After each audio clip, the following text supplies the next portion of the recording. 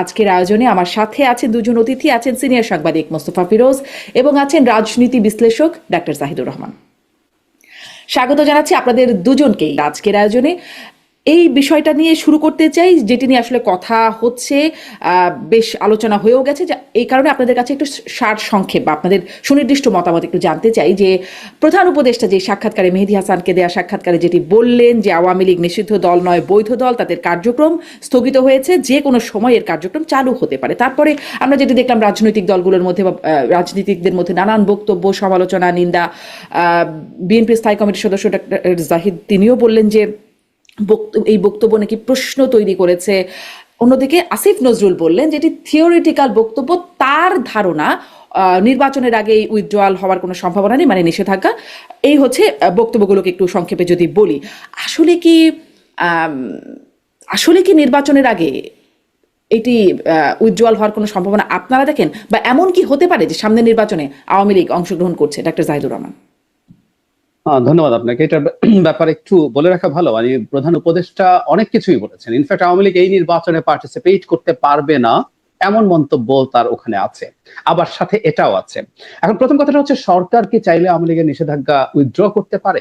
নিষেধাজ্ঞা মানে তার কর্মসূচির ওপরে নিষেধাজ্ঞা। আমি একটু দর্শকদের উদ্দেশ্যে বলি, আওয়ামী লীগের বিচারের প্রক্রিয়া, মানে আওয়ামী লীগকে আইসিটিতে সংশোধনের মাধ্যমে সংগঠনেরও বিচার করা যাবে, এটা যুক্ত করা হয়েছে। কিন্তু এখন পর্যন্ত কোনো মামলা হয়নি, ইনভেস্টিগেশন এবং বিচার শুরু হওয়া তো বহু দূরের কথা। সুতরাং বিচারিক প্রক্রিয়ায় আওয়ামী লীগ নিষিদ্ধ হওয়ার পথ অনেক দূরে।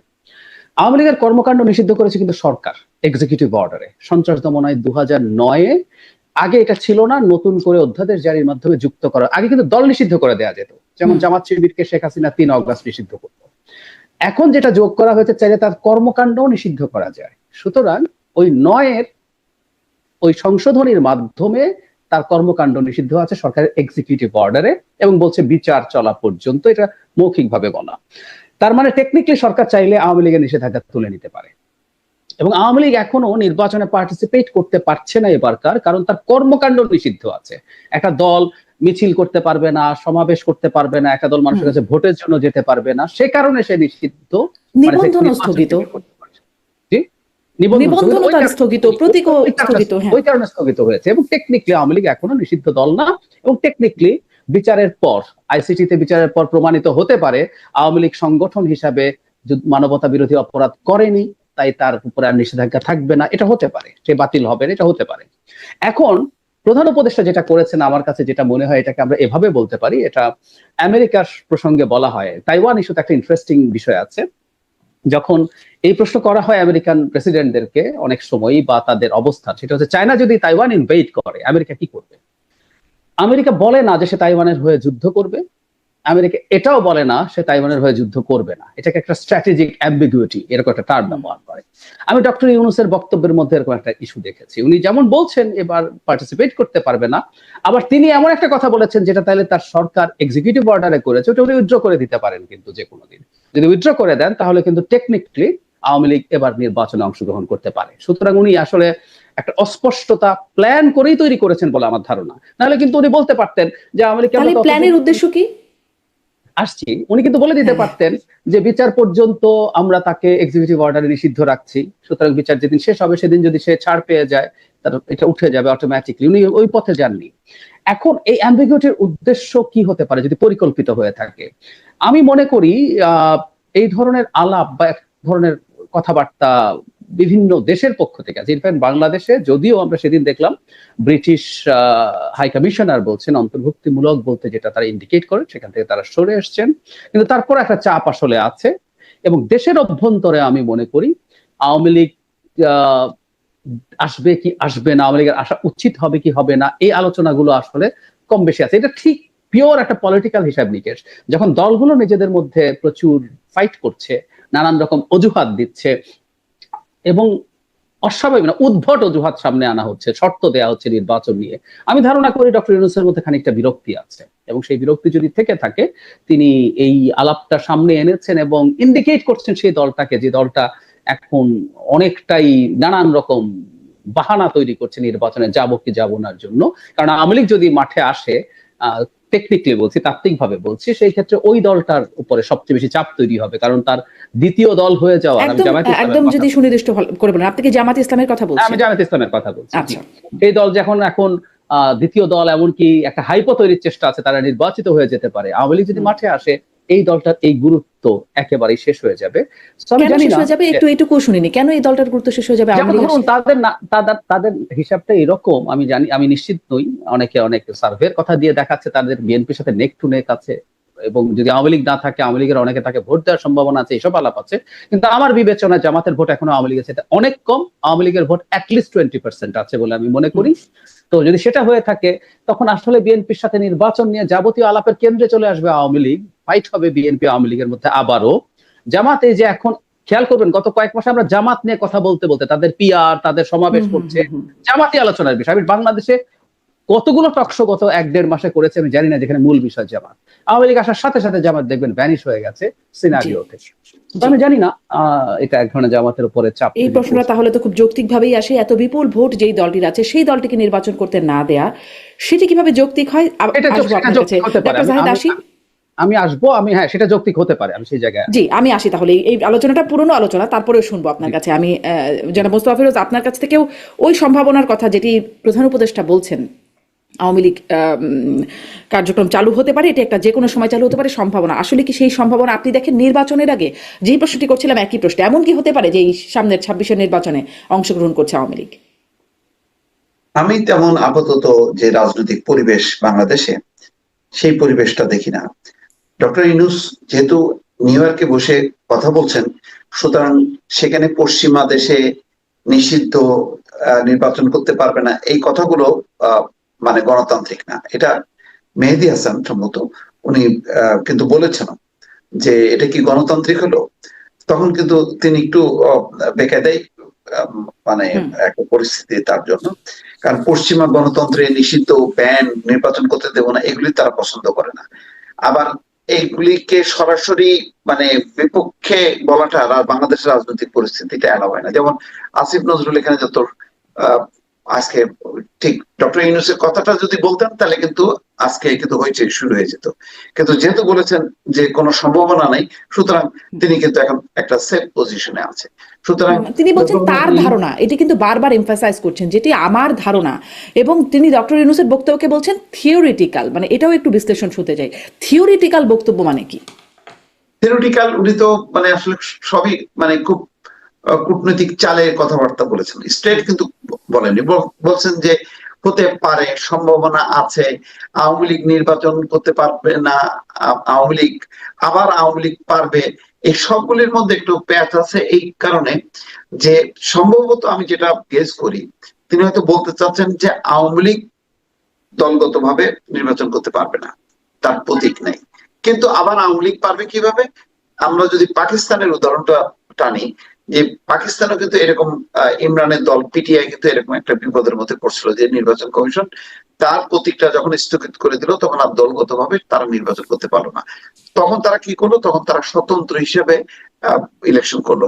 সম্ভবত মানে ডক্টর ইউনূস ওই পিটিআই এর দিকে ঠেলে দিচ্ছে আওয়ামী লীগকে, যে ঠিক আছে তোমরা যখন এইটা করতে পারবে না তখন ওইভাবে করো। ওইভাবে করলে তার একটা মুখ রক্ষা হয়। কারণ এখন মানে টোটালি যদি আওয়ামী লীগ মানে ঝাড়ে বংশে যদি তারা নির্বাচনী মাঠে না থাকে, তাহলে পশ্চিমা বিশ্বে বারবার কিন্তু আজকে যেমন মেহেদী হাসান প্রশ্ন করলেন, তেমনি একইভাবে কিন্তু সারাক্ষণ কিন্তু, আর উনি যেহেতু ওইসব অঞ্চলে বসবাস করবেন, বারবার ইন্টারন্যাশনাল মিডিয়া তার কাছে যাবে এবং তাকে কিন্তু প্রশ্ন করবে, তখন ওনার জন্য একটা বিব্রতকর হবে। ওইসব অঞ্চলে কেন বসবাস করবেন? আমাদের মানে বাংলাদেশে বসবাস করবেন না? না করলে উনি তো অধিকাংশ সময় বাইরে যান, সেমিনার সিম্পোজিয়াম করেন। আর যেহেতু উনি একটা ক্ষমতার একটা কেন্দ্রবিন্দুতে আসছে, এখন তার ইন্টারন্যাশনালি তার গুরুত্বটা অনেক বেশি। সুতরাং আন্তর্জাতিক মিডিয়া সে যেখানে থাক কেন তাকে ধাওয়া করবে, এবং উনি কিন্তু আন্তর্জাতিক মিডিয়াকে সবসময় সাথে রাখেন, উনি ফেস করেন। তো সেই কারণেই বলছি যে উনি দুইটা কথাই বলছে, যে হ্যাঁ নির্বাচন করতে পারবে আর পারবে না। নির্বাচন করতে পারবে এটা হচ্ছে পশ্চিমা দিকটা ওই ওদের ওই ভ্যালুসটাকে রক্ষা করার জন্য, আবার পারবে না এটা হচ্ছে বাংলাদেশের ভ্যালুসটাকে রক্ষা করার জন্য। এইরকম একটা জোড়াতালি দিয়ে তিনি কিন্তু খুব মানে কৌশলে কথা বলেছেন। আসিফ নজরুল ঠিক ওই ধারাটা অনুসরণ করতে পারতেন, উনি বলতে পারতেন হ্যাঁ মানে ডক্টর ইউনূস যেটা বলেছেন সেই বিষয়টা মানে সঠিকই বলেছেন, তবে বিষয়টা হচ্ছে আইন আদালতের ব্যাপার, নির্বাচন কমিশনের ব্যাপার, তারা বিষয়টা দেখবে, এইভাবে পাশ কাটা যেতে পারতেন। কিন্তু উনি কিন্তু পরিষ্কারভাবে বললেন যে ভবিষ্যতে কোনো সম্ভাবনা নেই। যাই হোক, মানে অনেক বেশি কৌশলী ভূমিকা ছিল ডক্টর ইউনূসের। কিন্তু মোদ্দা কথা হচ্ছে যে মানে আমি এই মুহূর্তে রাজনৈতিক বাস্তবতায় যেটা দেখি, কারণ আজকে বিএনপি, জামাত এবং আরো অন্যগুলি তো আছে, ইনকিলাব মঞ্চ টঞ্চ এখনো নামে নাই, তারপরে যারা গরু জবাই করে এখনো তারা মাঠে নামেনি, এরা হয়তো নামবে। তো তারা তখন প্রবল ভাবে মানে প্রতিরোধ গড়ে তুলবে। এবং আজকে যেমন দেখলেন যে লক্ষ্মীপুরে আওয়ামী লীগের একজন এমপির বাসায় আবারও আগুন দেওয়া হয়েছে, 3-4 বার দিছে। এখন আবার হয়তো সেই ইস্যুকে আওয়ামী লীগ কেন পারবে, চলো আমরা যাই 23 নম্বরে যাই, 32 নম্বরে যাই, আবার আগুন দেয়, এরকম একটা পরিস্থিতি তৈরি হতে পারে। সেই কারণে ওরা খুব সতর্ক ভাবে তারা কথাবার্তা গুলোর উত্তর দিছে। তাহলে তো যখনই বলবে যে হ্যাঁ আওয়ামী লীগের সম্ভাবনা আছে, সাথে সাথেই তো একটা বারুদের মতন একটা পরিস্থিতি তৈরি হবে। বিষয়টা খুবই রাজনৈতিক স্পর্শকাতর বলে ডক্টর ইউনূসও কৌশলে কথা বলেছেন। আর এখানে আসিফ নজরুল তো আরো বিপদে থাকেন বলে তিনি সরাসরি বলছেন যে না বাবা, কোনো সম্ভাবনা নেই।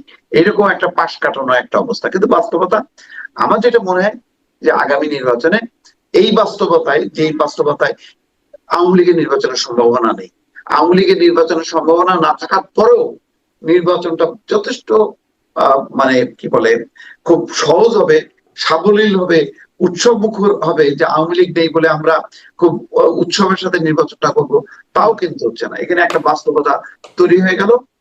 বিএনপি বনাম হচ্ছে জামাত, জামাত চাচ্ছে যতগুলো প্রতিদ্বন্দ্বী গুলোকে মাইনাস করে তারাই একমাত্র এরকম একটা অবস্থানে মানে তাদের অবস্থান নিয়ে আসছে, এবং পারলে তারা ক্ষমতায় চলে আসতে পারে এমন একটা অবস্থানে নিয়ে আসছে। সুতরাং এই রাজনীতিটা এখন এই মুখোমুখি অবস্থাটা আরো যেখানে জটিল, সেখানে আমার মনে হয় না যে আওয়ামী লীগের বিষয়টা সামনে মানে এনে আরো এটাকে আরো কঠিন করে তোলা হবে, আমার এটা মনে হয়। জি, আবার জামাতের আন্দোলনও চলছে, অক্টোবর থেকে আবার তাদের রাস্তায় আন্দোলনের বিষয়টাও আছে, সেটা নিয়েও আসবো।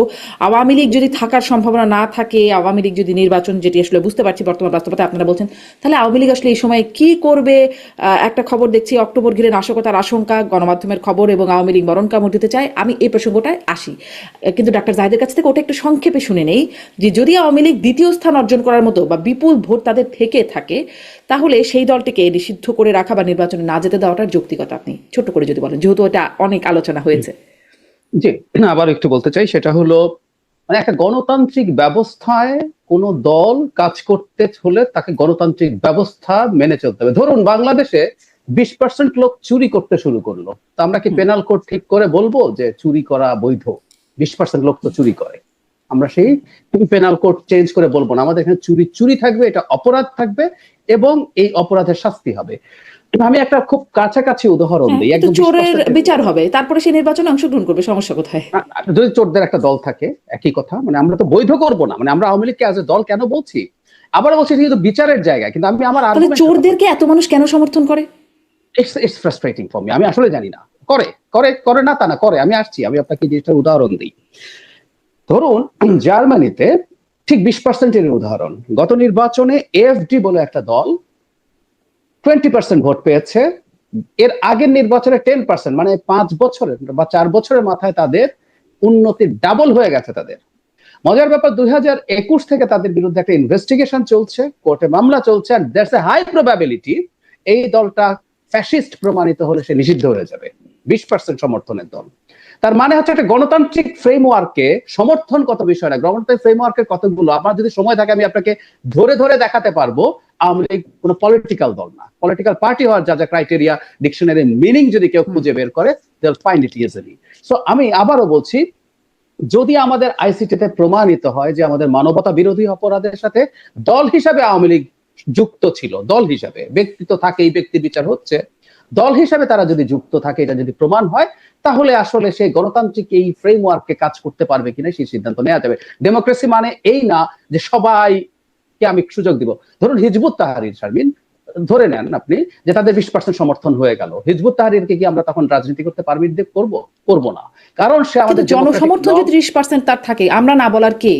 আমরা না বলার আছে, কারণ হলো হিজবুত তাহরির আমার যে ডেমোক্রেটিক নর্মস আছে, ফ্রেমওয়ার্ক আছে, সেটাতে সে অপারেট করতে পারে না, কারণ সেটা তাহলে মানে সেই না। নর্মস চেঞ্জ হবে, জনগণের ইচ্ছার প্রতিফলনই তো আইন, সংবিধান হবে না, কারণ হবে না। সে কারণেই পার্থক্যটা এই জায়গায়। এটা নিয়ে আমি ইনফ্যাক্ট রিসেন্ট একটা কলামও লিখেছি। আপনি নর্মস চেঞ্জ হবে বলছেন, হবে না, কারণ হচ্ছে এই মুহূর্তে এই স্টেটটা আমাদের হাতে আছে, সেজন্য রিভলিউশনের কথা আছে। হিজবুত তাহরিরকে রেভলিউশন করতে হবে, একটা আপরাইজিং করে ক্ষমতা দখল করতে হবে। আওয়ামী লীগকেও যদি বলি যে আমরা তাকে রাখবো না, তাকে কোনোদিন একটা রেভলিউশন বা আপরাইজিং এর মাধ্যমে ক্ষমতা নিতে হবে। ওই যে বলছে আমি ওকে দেবো না, কারণ হচ্ছে আমার যে ডেমোক্রেটিক নর্মস আছে তার সাথে সে কনফ্রন্ট করে না, কনফার্ম করে না, সে নির্বাচন মানে না, সে আমাদের আওয়ামী লীগ এখন আপরাইজিং এর দিকেও মানে তারা কি এটাকে এখন অবিকল্প হিসেবে ভেবে নেবে, বা তাদেরকে এদিকেই একমাত্র রাস্তা খোলা? যদি আমি আবারও বলছি, যদি আওয়ামী লীগ নিষিদ্ধ হয়, তাদের কোনো একদিন পরিকল্পনা থাকতে পারে যে আমরা তাহলে এই কাজটা করব। সে যদি নিষিদ্ধ হয় তাহলে তো তাকে তাই করতে হবে, তাকে বিপ্লবের পর।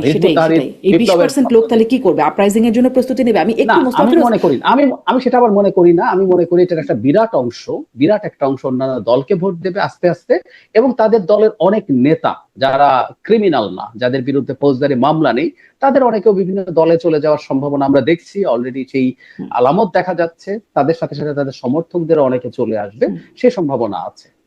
জি, আসলে তো মানে আমাদের দেশে এখনো মার্কার একটা গুরুত্ব আছে। আমি মোস্তফা ফিরোজের কাছে এটা, ওই কথাটা খুবই ইম্পর্টেন্ট, যে চোরদের দলকে কেন সমর্থন করছে, বাকি দলগুলোকে কি ডাকাত মনে করে, মানে যারা আসলে তার চেয়ে কম ভোট পায়। তাছাড়া চোরের প্রতি কেন সমর্থন? না, আওয়ামী লীগ তো এটা একটা তার সুদীর্ঘ রাজনীতির একটা মাটি মানুষের রাজনীতি করছে, বাংলাদেশের মুক্তিযুদ্ধ, স্বাধীনতা সংগ্রাম তার সাথে যুক্ত আওয়ামী লীগ, এটা তো মুছা যাবে না।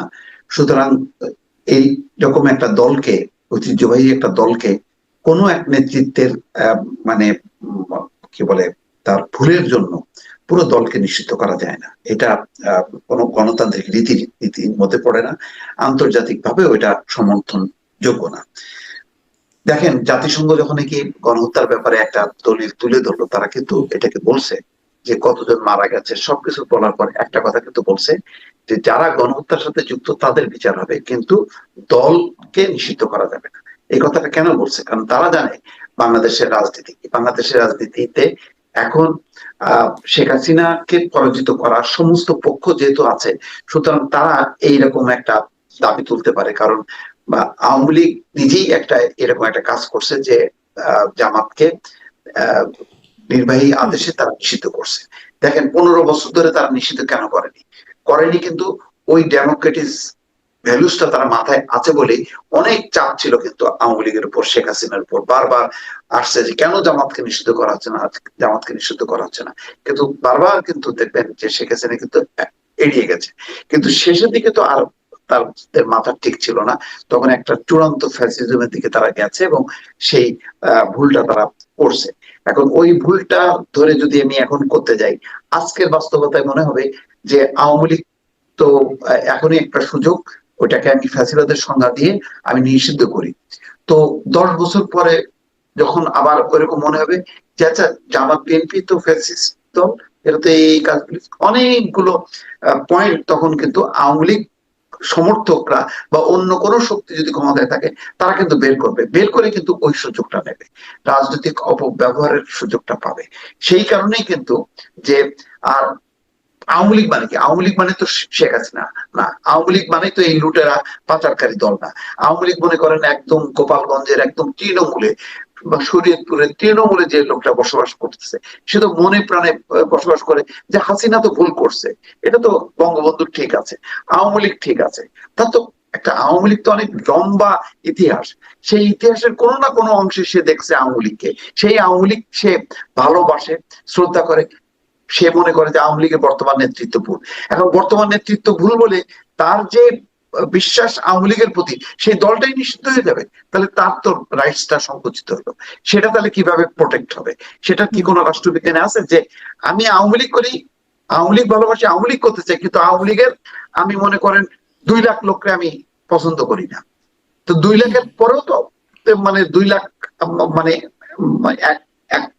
এক যে সে যদি ওই ব্যক্তিটা হয়, তাহলে সে কেন ভুক্তভোগী হবে, সেখানে তার গণতান্ত্রিক সাংবিধানিক অধিকার সে বঞ্চিত হবে।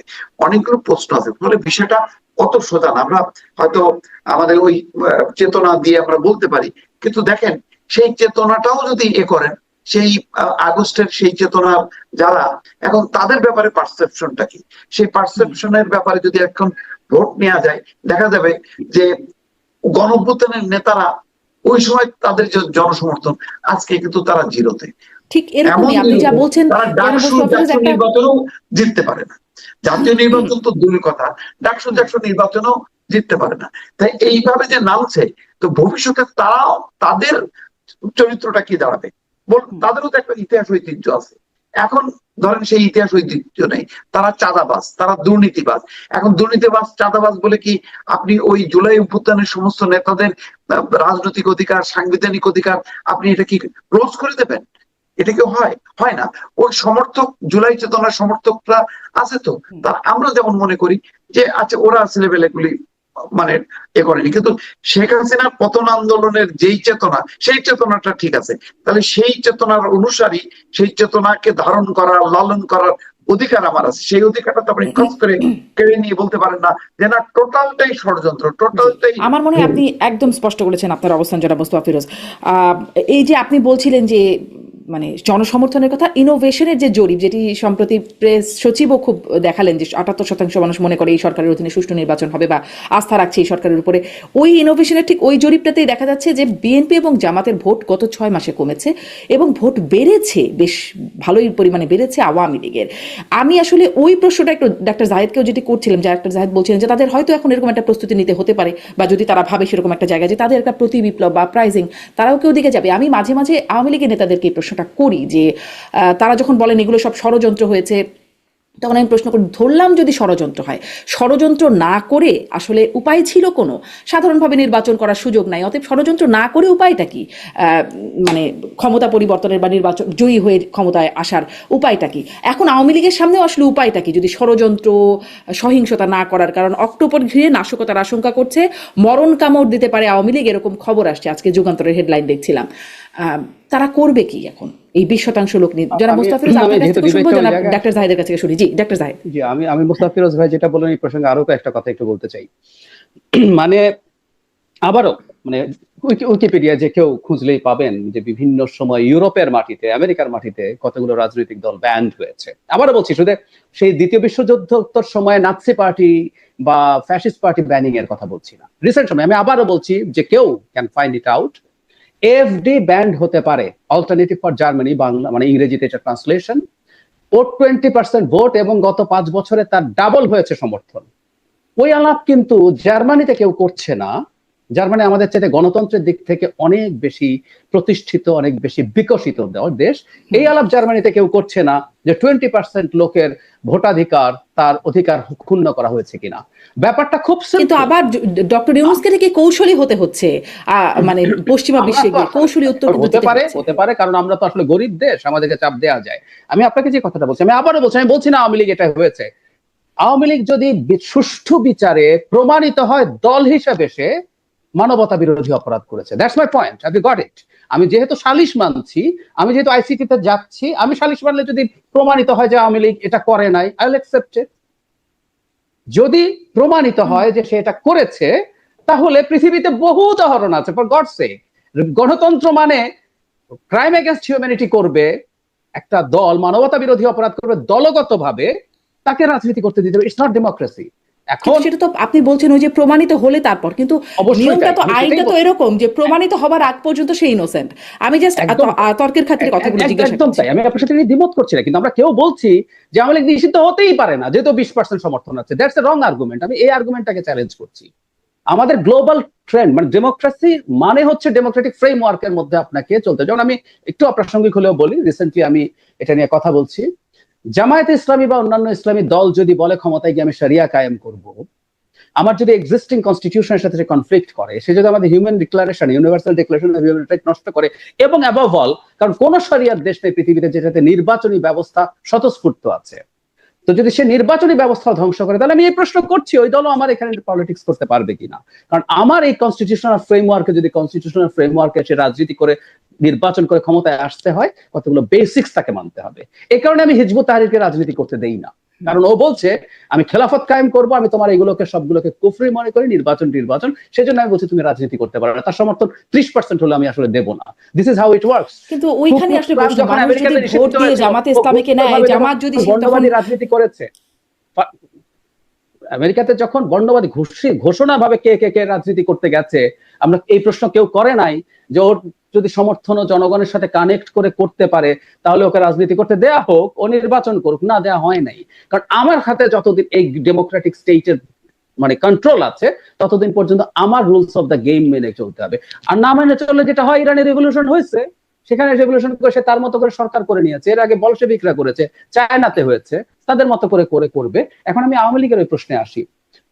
আমি সিম্পলি যেটা মনে করি, এখন যেটা হতে পারে, মুস্তাফা ফিরোজ ভাই যেটা বলেছেন সেটা হলো, তারা যদি এবার না পারে, যদি তাদের আসলে সেই সক্ষমতা থাকে, এবার একটা ফেয়ার নির্বাচন হবে বলে আমি মনে করি। ইমরান খানের দল তেহরিকে ইনসাফ গত নির্বাচনে, ওখানে তো অনেক রকম হিসাব আছে, ফিমেল সিটস আছে, আদার সিটস আছে, কিন্তু জেনারেল যে সিট, তাতে যে মুসলিম লীগ আছে যারা এখন ক্ষমতায়, তার চেয়ে বেশি সিট তারা পেয়ে গেছে ইন্ডিপেন্ডেন্ট হিসাবে। সো আওয়ামী লীগ এই কাজটা করতে পারে, সরকারের ফ্যাসিলিটেট করারও কিছু নয়। আওয়ামী লীগের যে মানুষজন যাদের বিরুদ্ধে যে ক্রাইটেরিয়া আছে পার্লামেন্টের সদস্য হওয়ার জন্য, যারা যেগুলো ফুলফিল করবেন, যারা ফেরারি থাকবেন না, তারা ইন্ডিপেন্ডেন্ট ইলেকশন করতে পারেন, করুক, আমি সেটা চাইও। অথবা সেটা কি তারা করতে পারবেন? যেভাবে আসলে যে বলছিলেন, মোস্তফা ফিরোজও বলছিলেন আজকেই একজন সাবেক এমপির বাসায় হামলা হয়েছে, মানে যখন নির্বাচন করতে যাবেন পারবেন তারা? আর পারতে হবে, আমরা এটার পক্ষে ফাইট করব।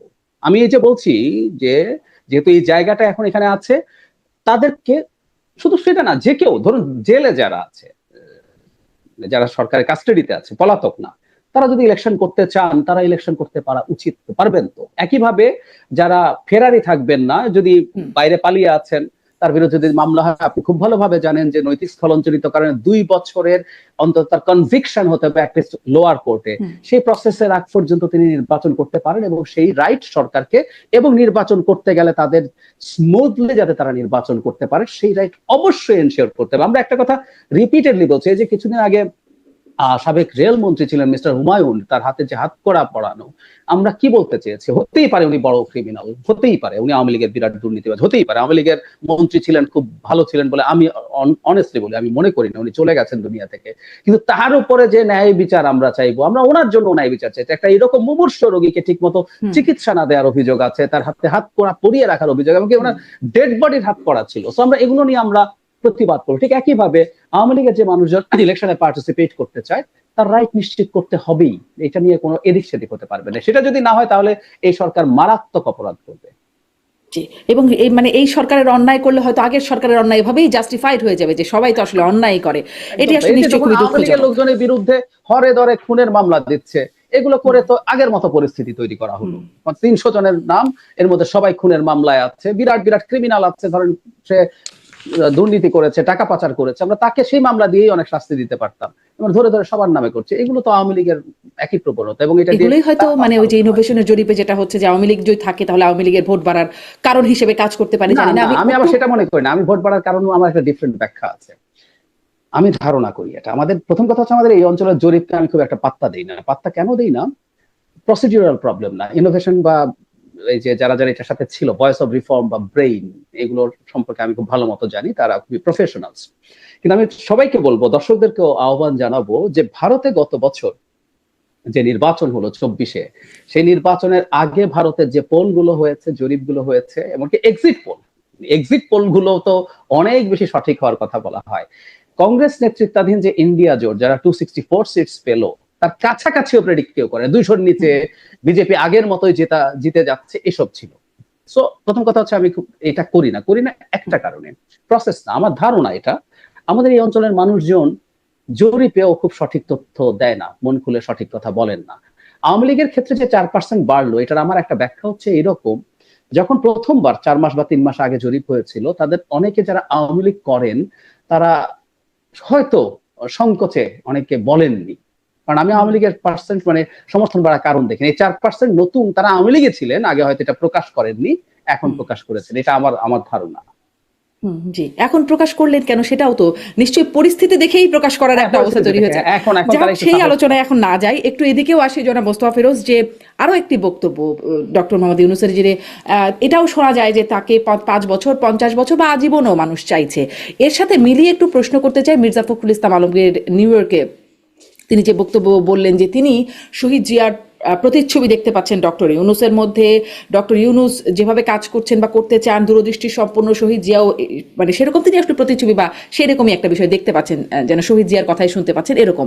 তো যদি তাই হয়, বিএনপি যার আদর্শ ধারণ করে সেই আদর্শের একজন মানুষ যদি রাষ্ট্র ক্ষমতায় থাকে, তাহলে বিএনপি কেন নির্বাচন চাইছে আর কেন তাকে সরাতে হবে বলে, মানে বিএনপির জায়গাটাকে আপনি বুঝতে পারেন এই বক্তব্যের প্রেক্ষিতে? এটা আমার মনে কমপ্লিমেন্ট একটা। এটা বিএনপির লোকজন খুব পছন্দ করছে তাও মনে হয় না। এটা যেহেতু গেছেন, একটা শুভেচ্ছা। আপনি দেখবেন যে ওখানে কিন্তু নিউ ইয়র্কে খুব বেশি একজন আরেকজনের বিরুদ্ধে বিরোধিতা করেনি বাংলাদেশের। এতে যেভাবে জামাতকে জামাতের উদ্দেশ্যে যে কথাগুলি বলা হয়, জামাত যেভাবে বলা হয়, ওখানে যেহেতু একটা মানে এক ধরনের সৌহার্দ্যপূর্ণ পরিবেশ, সেই পরিবেশে এনসিপি বলেন, জামাত, বিএনপি, তারা তো আর পরস্পরের বিরুদ্ধেই বলে, কিন্তু ওখানে যে কিন্তু বলেনি। সেই কার্ডসিটা তারা মেনটেন করেছে, এবং এটাও একটা কমপ্লিমেন্ট। কারণ যেহেতু জাতিসংঘের মতন ফোরামে খুব জোরের সাথে তিনি বলেছেন ফেব্রুয়ারি নির্বাচনের কথা, আর বিএনপি যেহেতু অনেক আগে থেকেই এই ফেব্রুয়ারির নির্বাচনের কথা বলছে, প্রথমে ডিসেম্বর ফেব্রুয়ারি, সেই কথাটা যখন নাকি বলছেন ডক্টর ইউনূস, তখন অনেক বেশি তারা আরো খুশি হয়ে হয়তো এটা বলেছেন। আবার এমনও হইতে পারে মানে এটা একটা ব্যক্তিগত ভালোবাসা, এটা তো আর দলের পক্ষ থেকে না, তার ব্যক্তিগত একটা অনুভূতির কথা তিনি শেয়ার করেছেন। কিন্তু সমস্যাটা হলো যে এই যে নির্বাচনের কথাটা বলি, আমি তো একটা যদি ফাইনালি যদি আওয়ামী লীগ দলগতভাবে নিষিদ্ধের জায়গায় আসে, তখন তো যেহেতু অন্য কোনো শক্তি নাই, ফট করে চলে আসতে পারে যে তাহলে গণহত্যা তো বাংলাদেশের 2-3টা পট পরিবর্তন হয়েছে। 71-এ বাংলাদেশ স্বাধীন হয়েছে, এটা হচ্ছে সবচেয়ে বড় পরিবর্তন। ওই ওই পট পরিবর্তনের সময় 71-এর গণহত্যার সহযোগী কারা? জামাত ইসলাম। তাহলে কি যখন কি মানে আওয়ামী লীগ নিষিদ্ধের বিষয়টা আসবে, তখন কি জামাতও কি যুক্ত হয়ে যাবে কিনা? তাহলে জামাতও নাই, আওয়ামী লীগও নাই, তাহলে শুধু বিএনপি ময় বাংলাদেশ, এমন একটা পরিস্থিতি কিন্তু আমি দেখতেছি। আমি শঙ্কা করতেছি, কারণ আপনি একটা টানলে তখন আর একটা আসবে।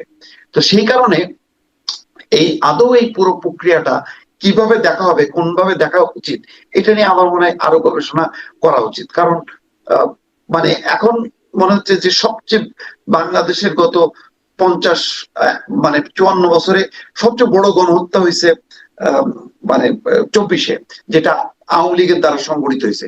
কিন্তু আপনি চিন্তা করেন মুক্তিযুদ্ধের পর, তখন তো আর অন্য কেউ ছিল না। তখন কি মনে হতো? তখন তো মনে হতো জামাত, জামাত সবচেয়ে মানে গণহত্যার সহযোগী, বা তারা নিজেরাও পার্টিসিপেট করছে। তো সুতরাং সেই আলোকে কিন্তু জামাতও নিষিদ্ধ হইতে পারে, এবং এই দাবিটা তো ছিল অনেক দিন পর্যন্ত ছিল। এখন হয়তো এখন তো সেই আর দাবি কেউ করে করার না। মতো কেউ নেই। তো সুতরাং পুরো বিষয়টা প্রেক্ষিতটা চিন্তা করতে হবে, যে যদি 24-এ কারণে আওয়ামী লীগ নিষিদ্ধ হয়, তাহলে 71-এর কারণে জামাত নিষিদ্ধ হবে না কেন? এই একটা বিষয় মাথায় রাখতে হবে। তবে সব মিলে আমি দেখতেছি যে বিএনপি একটা সুবিধাজনক অবস্থানে থেকেও কেন জানি সে তার মানে মাটিতে পাটা আস্তে আস্তে কিন্তু মানে সরে যাচ্ছে। সরে যাচ্ছে এই কারণে যে জামাত ইসলাম কিন্তু এই জায়গাটা বিপুল ভাবে তারা কিন্তু অগ্রসর হয়েছে, তারা সেই জায়গাটা কাভার করছে। সুতরাং এখন ডক্টর ইউনূসের এইরকম মানে নিম্নমুখী একটা অবস্থানে যদি বিএনপি আরো বেশি সমর্থন দিতে থাকে, এতে কিন্তু সামগ্রিকভাবে এই সব কমপ্লিমেন্ট আলটিমেটলি হিতে বিপরীত হবে। এটা কিন্তু ভালো হবে না। কারণ 1 বছর আগে ডক্টর ইউনূসের যে ভাবমূর্তি, যে জনসমর্থন, এখন যে কোনো বিচারে সবাই বলবেন যে এখন অনেক বেশি নিম্নগামী।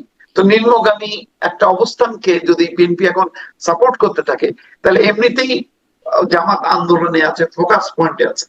আওয়ামী লীগ নিষিদ্ধ করো, সহযোগীদের সব নিষিদ্ধ করো, ফলে যত এগুলি নিষিদ্ধ হবে তত বেশি কিন্তু বিএনপি শক্তিশালী হবে না, হবে হচ্ছে জামাত। সেই কারণে আমি বিএনপির এই কমপ্লিমেন্ট সত্ত্বেও বিএনপির রাজনৈতিক ভবিষ্যৎ নিয়ে কিন্তু আমি চিন্তা করছি যে কি দাঁড়াবে শেষ পর্যন্ত। জি, আমি ছোট করে এটা একটু মন্তব্য নিই ডাক্তার জাহিদ, আপনি কি মনে করেন এই কমপ্লিমেন্ট মানে যেটি আসলে আগের সাবেক প্রধানমন্ত্রীকে খুব চারদিকে সবসময় কমপ্লিমেন্টই থাকতো, প্রশংসা আর প্রশংসা, এখন কি ডক্টর ইউনূসও সেরকম একটা পর্যায়ে আসছেন যে তাকে এরকম প্রশংসা যেটা আসলে মিনিংফুল না সেরকম প্রশংসা করা হচ্ছে?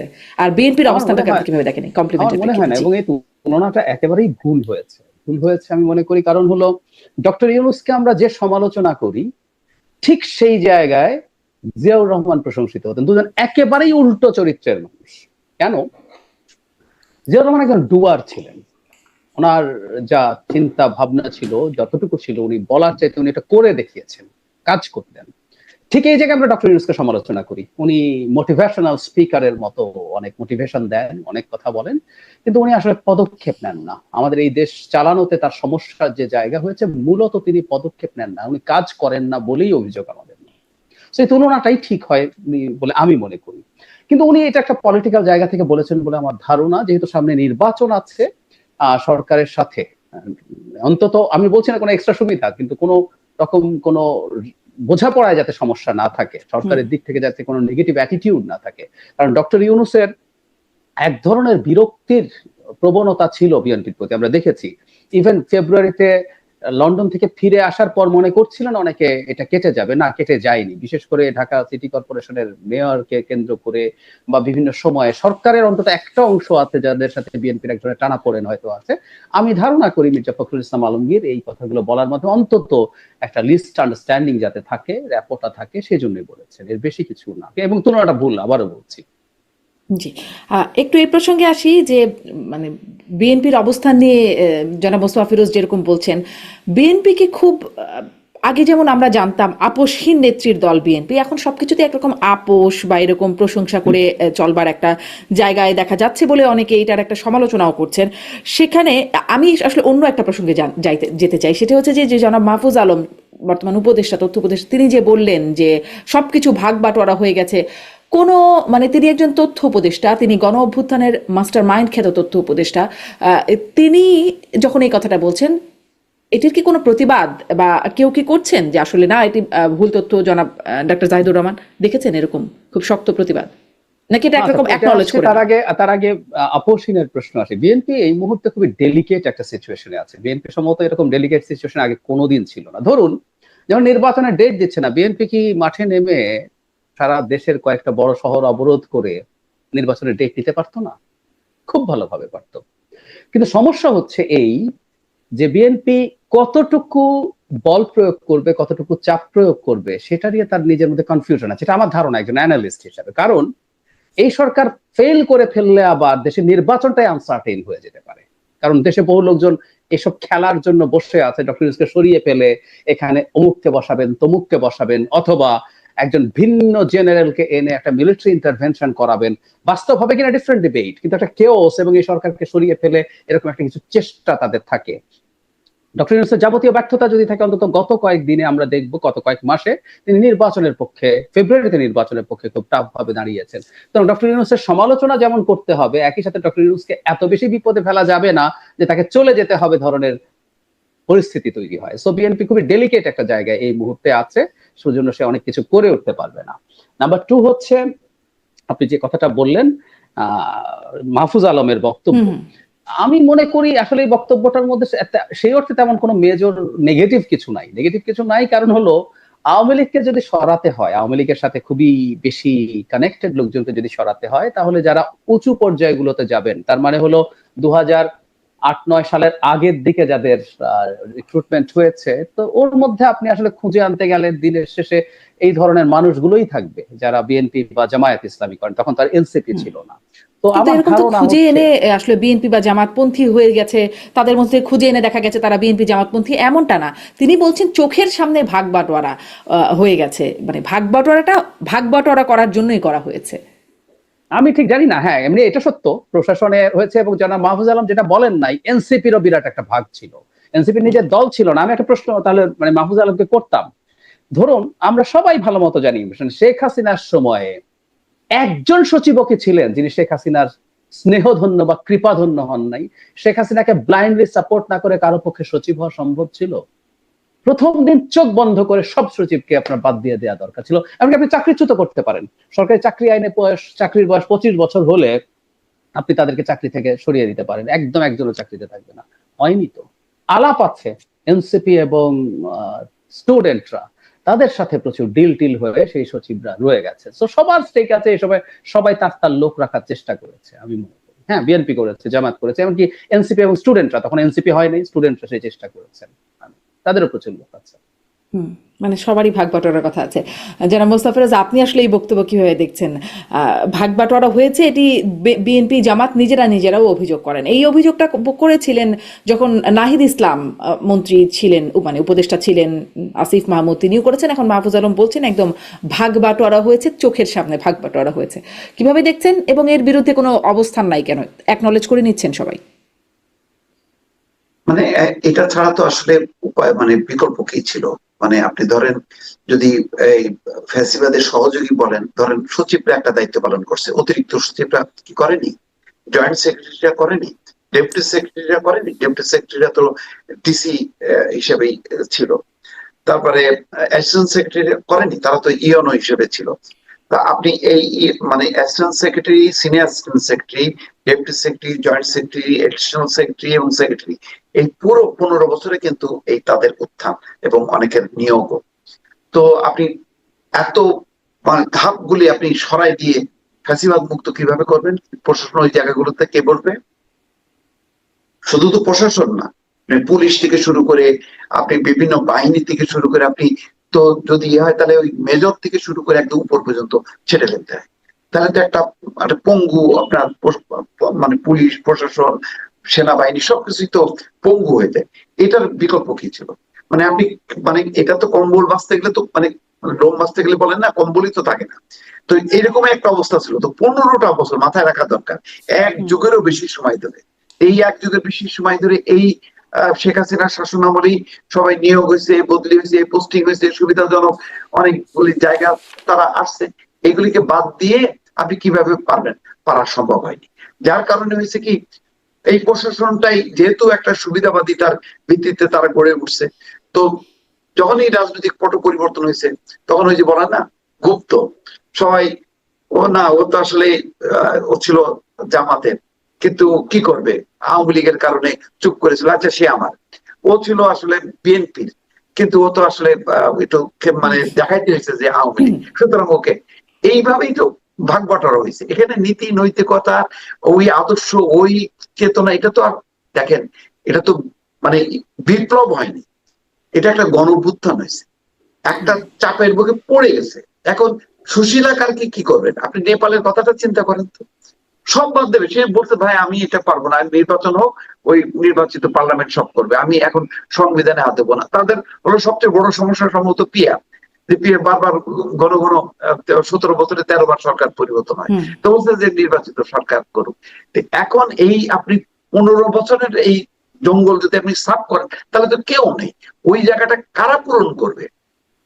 এইটার কোনো বিকল্প কোনো প্রস্তাব আসে নাই। যার জন্য আপনি কি পুলিশ সব বাদ দিচ্ছেন? এখন কি মনে করেন যে যারা এসপি ওসি হিসেবে বিভিন্ন জায়গায় আছে, তারা কি কোনো মানে আওয়ামী লীগ আমলে কি সুবিধাবাদী না? সুবিধাভোগী জায়গাগুলো তো এ করেনি। তারা কি লাঠির বাড়ি মারে নাই? মারছে তো। মানে তখন গুপ্ত ছিল, গুপ্ত হিসেবে জামাত বা বিএনপির লোক ছিল, এখন গুপ্ত হয়ে আওয়ামী লীগের লোক এখন থাকবে। মনে করেন এই আমলে মনে করেন এখন মানে বিএনপি আসলো বা জামাত আসলো, তারা 15টা বছর থেকে গেল, তারপরে যদি আওয়ামী লীগ আসে তখন কি করবে? সে কিছু করার নেই। তখন মানে তখন সব সাফ করতে গেলে তো তখন প্রশাসন চলবে না, পুলিশ চলবে না, থানা চলবে না। এখন কার্যত সেই রকম রদ বদল করতে করতে তো প্রশাসন, পুলিশ, থানা মানে তারা তো অকার্যকর, সেগুলি তো কাজ করছে না। তারপরেও আপনি আরো সরাবেন, তাহলে কে বলবে কি ওই জায়গাটা? সচিবের কাজ বিকল্প তো ছিল না, এরকমটাই হবার কথা আমি ছিল। মনে করেন আমি খুব মানে হাসিনা বিরোধী লোক, কিন্তু আমি তো প্রশাসন বুঝি না, আমি তো সাংবাদিকতা বুঝি। আমাকে নিয়ে বসাবেন, কোথা থেকে আনবেন? আমদানি করবেন কোথা থেকে? বিদেশ থেকে? জাতিসংঘ বলবেন, প্রস্তাব পাশ করবেন যে বাংলাদেশে আপদকালীন এই অবস্থায় ডেপুটি সেক্রেটারি থেকে সেক্রেটারি পর্যন্ত লোক দেন, এরকম 10,000 লোক দেন, আমরা বসাই। এটা তো মানে সম্ভব। এটাই আসলে খুব বিকল্প ছিল না, বিকল্প। সেটি একটা বক্তব্য স্পষ্ট হচ্ছে। কিন্তু আরেকটা বিষয় আসি, মাহফুজ আলম বলছেন যে 2 মাস ধরে তিনি আসলে গদি হারানোর ভয়ে আছেন, কখন নেমে যায় সেই বিষয়টা। 2 মাস ধরে কি হলো ঠিক ডাক্তার জাহিদুর রহমান সেটি বুঝতে পারছেন? 2 মাসে কি হলো যে 2 মাস ধরে তিনি এই শঙ্কায় আছেন যে কখন গদি থেকে নেমে যায়? আমি আসছি তার আগে ওই সচিব সরানো নিয়ে বলি। আমি ডেপুটি সেক্রেটারি আর একটা সচিবের ইম্প্যাক্ট একই না, সুতরাং আপনাকে সব পাল্টাতে হবে না। শেখ হাসিনার সময় কারা কারা প্রমোশন পায়নি এই তালিকা খুব ভালো মতো আছে। আপনি চাইলে সব সচিব পাল্টাতে পারতেন, অ্যাডিশনাল সেক্রেটারি বা জয়েন্ট সেক্রেটারিকেও আপনি মানে মানে ডাবল প্রমোশন দিয়ে বসানোর ইতিহাস এর ডিসি মধ্যেই নিয়োগ আছে। নিয়ে যে কি ঝামেলা হলো, তখনও যে হ্যাঁ, ঘুষের আছে, ব্যাপার এর আসলে মধ্যে সেটি তো নজির দেখলাম। আছে এবং আপনি চাইলে এটা খুঁজে বের করতে পারতেন, পরে অন্তত সচিব পাল্টানো যেত। আমি একমত যে একেবারে ডেপুটি সেক্রেটারি বলে, ডেপুটি সেক্রেটারির ইম্প্যাক্ট আর সচিবের ইম্প্যাক্ট কোনোভাবেই একই না। সচিবগুলো সব পাল্টানোর মতো অফিসার পাওয়া যেত, যারা শেখ হাসিনার সময় খুব সহজ হিসাব, যারা শেখ হাসিনার সময় সুযোগ পায়নি, যাদেরকে ডেপ্রাইভ করে রাখা হয়েছে, এদের মধ্যে থেকে স্কিল লোক আনা যেত। যাই হোক, আমি বলছি ওটা আসলে তারা থেকে যেতে পেরেছেন। আলোচনা নাকি এরকম হয়েছে, যেহেতু আওয়ামী লীগের প্রিভিলেজ লোক, ওকে যদি রাখা যায় ও আমার কথা শুনবে এবং অনেক ভালো ট্রানজাকশন করা যাবে, এগুলো হয়েছে আসলে ওই সময়। এবার আপনি মাহফুজ আলমের কথা বলছেন, 2 মাস থেকে আসলে ঘটনা যেটা, সেটা হলো মানে এই আলাপ তো আসলে আছে যে এই সরকারকে নির্বাচনের দিকে যখন এগিয়ে যাবে, তাকে অবশ্যই অনিবার্যভাবেই তাকে আসলে নিউট্রাল হয়ে উঠতে হবে। এই যে 2 ছাত্র উপদেষ্টা, এই ছাত্র উপদেষ্টা, আমি আপনার কথা, আমরা যতই অ্যানালিসিস করি, আমাদের মধ্যে একদম অ্যাক্টিভিজম আছে, আমরা সরাসরি বলে ফেলি এনসিপি কিংস পার্টি, এই দুজন আসলে এনসিপির লোকজন। তো ডক্টর ইফতেখারুজ্জামানের মতো মানুষও তো বলছেন, ওনার মতো সিভিল সোসাইটির রেসপেক্টেড মানুষও বলছেন। So there's a huge perception যে এদেরকে সরে যেতে হবে। এবং আমরা একটু ইনফর্মালি বলছি, এনসিপি বা অন্যান্য এদের সাথে তো আমাদের যোগাযোগ আছে, এই দুজন যে ভেরি মাচ মানে কানেক্টেড টু দ্য পার্টি, তাদের নানান পলিসি ডিসিশনে আলোচনায় তারা থাকেন, এগুলো আমরা জানি ইনফর্মালি। সো আমি ধারণা করি এই চাপ বাইরে থেকে আছে। বিএনপি তো প্রকাশ্যেই এই 2 ছাত্র প্রতিনিধিকে বের করে দেওয়ার অবস্থান নিয়েছিল। আর আমি অনুমান করি যে সরকারের প্রধানের পক্ষ থেকেও তাদের উপরে এই ধরনের মেসেজ হয়তো আছে, কারণ তাদের কাজ হোক কাল হোক বেরোতে তো হবেই। তো এই কারণে তারা চাপের মধ্যে আছেন বলে আমি ধারণা করি। জি, একই প্রশ্ন জনাব মোস্তফা ফিরোজ, শেষ প্রশ্ন, যে 2 মাস ধরে কি ঘটছে, আপনার কি বিশ্লেষণ? মাহফুজ আলম ব্যক্তিগতভাবে একটু চাপের মধ্যে আছে, কারণ সে যখন নাকি বলছে যে মৌদুদিবাদী তো কয়েকটা দল আছে, আর একটা মৌদুদিবাদী দল নাই, সেটা এনসিপি কে উদ্দেশ্য করেই বলছে। ফলে অন্যদের সাথে মাহফুজ আলমের একটু পার্থক্য আছে, তারপরে কিন্তু দেখবেন যে সে চাপের মধ্যে পড়ছে এবং এক ধরনের তার মধ্যে হতাশা। কারণ এটা বলার সাথে সাথে সরকারের ভেতরে এবং বাইরের অনেকগুলো শক্তি মাহফুজ আলমের কে নিশ্চয়ই চাপ প্রয়োগ করা শুরু করছে, যার কারণে তার মধ্যে একটা হতাশা তৈরি হয়েছে। যেমন আসিফ মাহমুদ সজীব ভুঁইয়াকে যত উজ্জীবিত দেখি বিসিবি এই ধরনের নির্বাচন নিয়ে, মাহফুজ আলমকে কিন্তু দেখা যাচ্ছে না। ফলে ডিফারেন্স আছে, ফলে অনেকটা বিচ্ছিন্ন হয়ে গেছে, দল থেকেও বিচ্ছিন্ন হয়ে গেছে, এনসিপি থেকে, সরকার থেকেও বিচ্ছিন্ন হয়ে গেছে।